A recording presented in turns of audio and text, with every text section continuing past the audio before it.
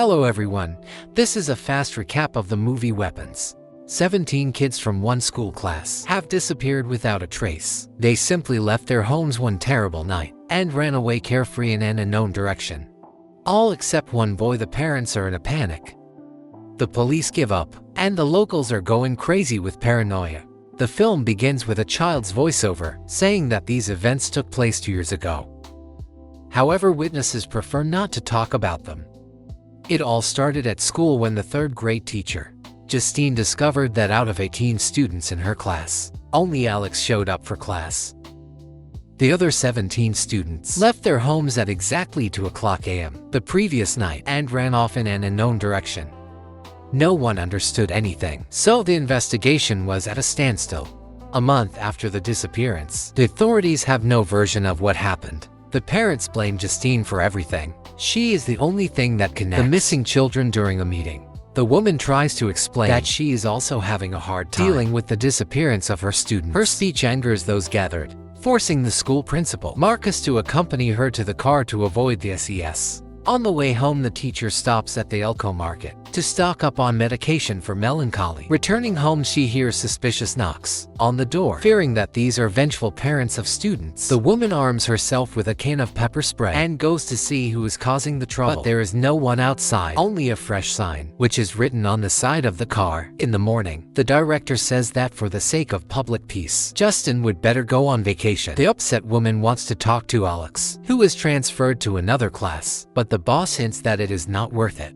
Justin goes to the police to draw up a report on property damage. There she notices Paul, an ex-boyfriend and a happily married police officer. In the evening, they meet in a pub, where they get drunk so that they can wake up at the woman's house. Alcohol, as usual, plays tricks on memory. You don't remember what happened yesterday, but you remember your exes. During the day, Justin follows Alex and goes to his house, but no one opens. Noticing that the windows are covered with newspapers, from inside the woman looks through the crack. She sees the boy's parents sitting motionless on the couch. They do not react to the noise. Justin informs the director about the strange behavior of the parents, asking to check on them at night. The woman has a nightmare. She walks down a dark school hallway to a classroom where children sit with their heads down. When Alex looks up, his face is painted with creepy clown makeup. After a false awakening, the teacher imagines an old woman with similar makeup. On the ceiling, the teacher continues to follow. When a student aggressively asks not to follow him while watching the house, Justin falls asleep in the car. When it gets dark, Alex's mother comes out of the building with a jerky gate scissors in her hand. Getting into the car, she cuts a lock of the teacher's hair. The story switches to Archer, the father of the missing boy Matthew.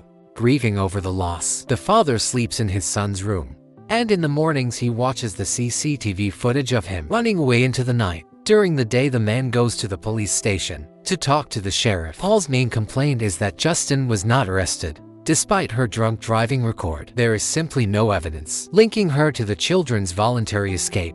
It was Archer who accused Justine at the meeting and rode on her car at night.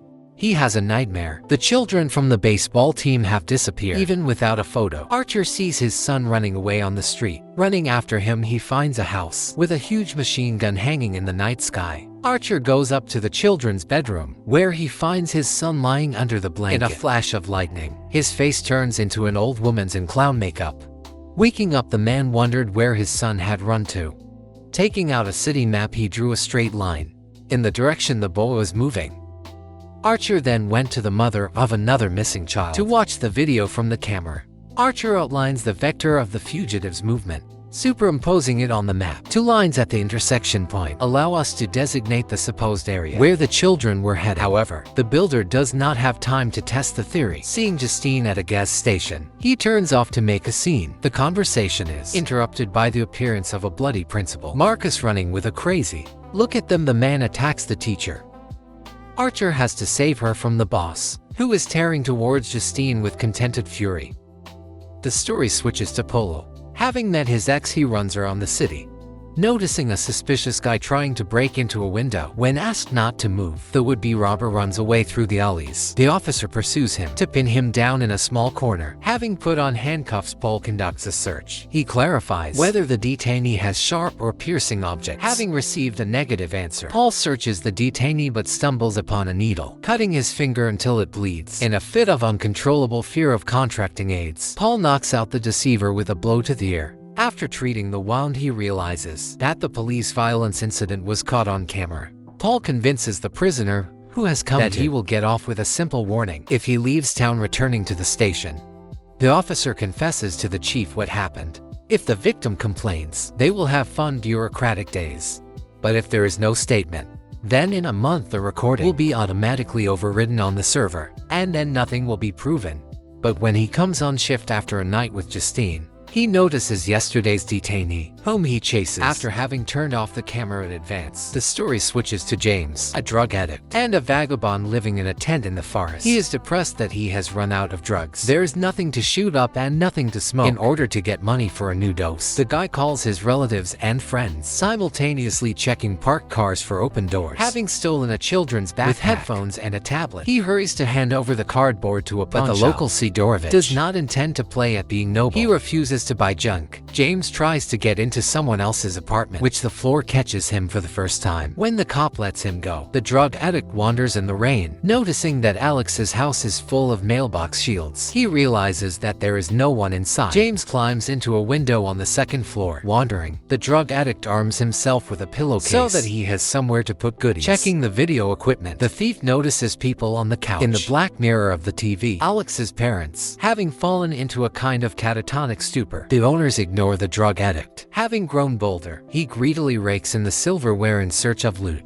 The guy goes down to the basement, where he sees children standing in the dark. As soon as they turn around, James does the same thing in a panic as the sea witch of the Little Mermaid legs. While handing over silver at a pawn shop, he sees a message about a reward for information about missing children. 50,000 evergreen skins of American presidents. James decides that this is a great chance to make some honest money and calls the police to clarify the amount. But at the entrance to the station, yesterday's cop spots him, forcing him to quickly run away. James runs into his native forest, where he sees a painted, red-haired old woman waving at him. With the charm of the demonic clown Pennywise, the junkie hides in a tent armed with used syringes. When someone opens the zipper, the junkie strikes back. Outside is a police floor. From a new portion of the potential threat of speed sticking out of his face, he threatens the junkie with a shotgun. James says he'll show them where the missing kids are.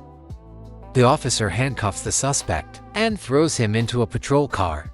Arriving at Alex's house, Paul locks the junkie in and goes into the house. James hangs around in the car for several hours, until it gets dark. Only then does the officer return. Paul silently opens the door and drags the captive in.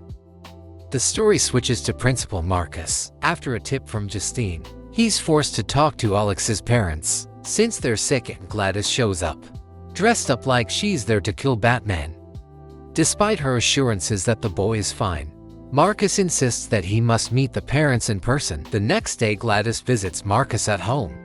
During the conversation, she asks for a drink of water, but not from a mug but from a bowl. When the owners give her what she's looking for, the woman takes out a thorny tree branch wrapped in a ribbon stolen from Marcus's office. Having cut her hand with a thorn, the old woman smears the craft with blood, after which they cut off a lock of hair from Marcus, who rushed to bandage the wound of his neighbors. Kostya takes out a bell, the ring of which paralyzes the owner.